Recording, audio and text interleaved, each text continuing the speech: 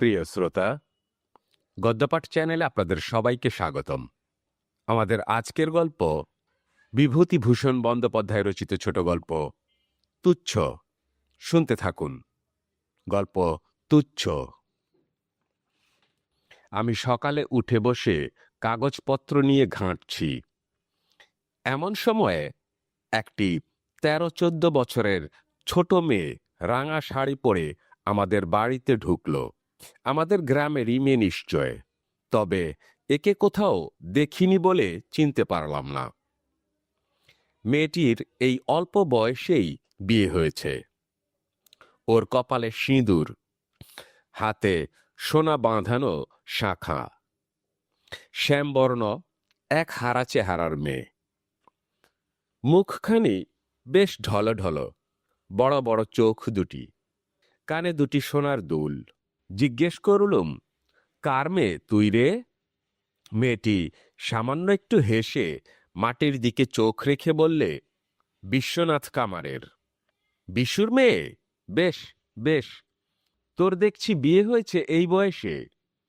কোথায় শ্বশুরবাড়ি? মেয়েটির খুব লজ্জা হলো শ্বশুরবাড়ির কথায়। সে মুখ অন্যদিকে ফিরিয়ে বলল, নারায়ণপুর। কোন নারায়ণপুর? ঘিবে নারায়ণপুর? হ্যাঁ। কতদিন বিয়ে হয়েছে? এই ফাল্গুন মাসে। শ্বশুরবাড়ি থেকে এলি কবে? পরশু এসেছি কাকাবাবু। আচ্ছা, যা, বাড়ির মধ্যে যা। গ্রামের মেয়ে বাপের বাড়ি এসেছে। এ পাড়া ও পাড়ায় সব বাড়ি ঘুরে বেড়াচ্ছে। বড় স্নেহ হলো খুকিটির ওপর। এই গ্রামেরই মেয়ে, আহা! কিন্তু কিছুক্ষণ পরে বাড়ির মধ্যে ঢুকে দেখি মেয়েটি মাঝের ঘরের মেঝেতে চুপ করে বসে আঁচল নিয়ে নাড়ছে। কেউ ওর সঙ্গে কথা বলছে না। প্রথম প্রথম হয়তো কথা বলেছিল মেয়েরা, এখন আর ওর কাছাকাছি কেউ নেই। ও একাই বসে আছে। কামারদের মেয়ে, তার সঙ্গে কে কথা বলে বেশিক্ষণ? আমায় দেখে মেয়েটি বলল, কাকাবাবু, ও কিসের ছবি? ও আমার ফটো। আপনার ছবি? মেয়েটি এতক্ষণ বিস্ময় ও প্রশংসার দৃষ্টিতে ঘরের দেয়ালের কতগুলো ফটো, সিগারেটের বিজ্ঞাপনের মেম সাহেব, ক্যালেন্ডারের ছবিগুলোর দিকে চেয়ে দেখছিল।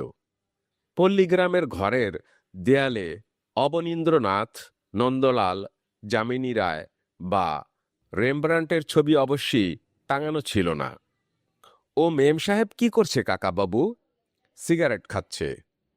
ও মা, মেয়ে মানুষ সিগারেট খায়? মেম সাহেবরা খায়। দেখেছিস কখনো মেম সাহেব? হুম। কোথায়? রানাঘাট স্টেশনে।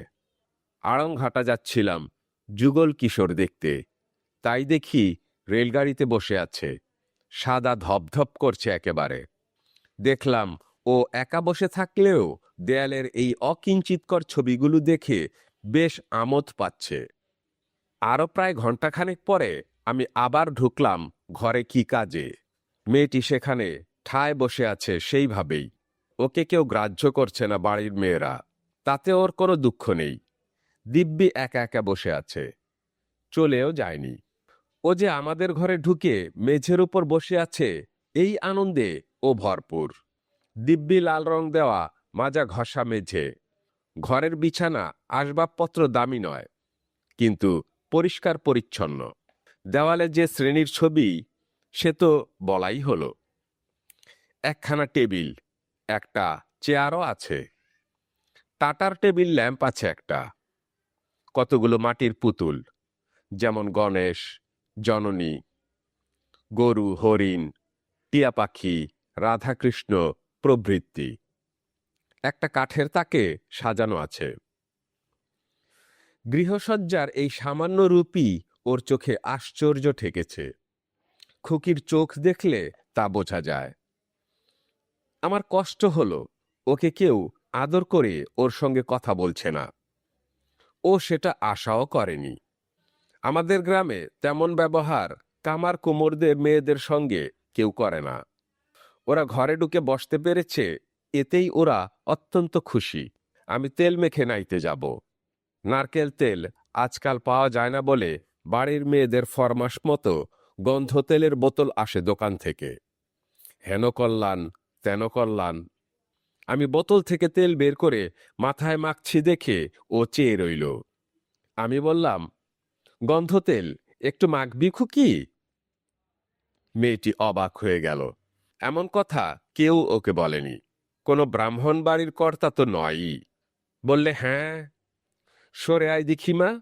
তারপর তার চোখ দুটির অবাক দৃষ্টিতে অবাকতর করে দিয়ে আমি নিজের হাতে তার মাথায় খানিক গন্ধ তেল মাখিয়ে দিলাম, খোঁপা বাঁধা চুলের উপর। ও হেসে ফেলল।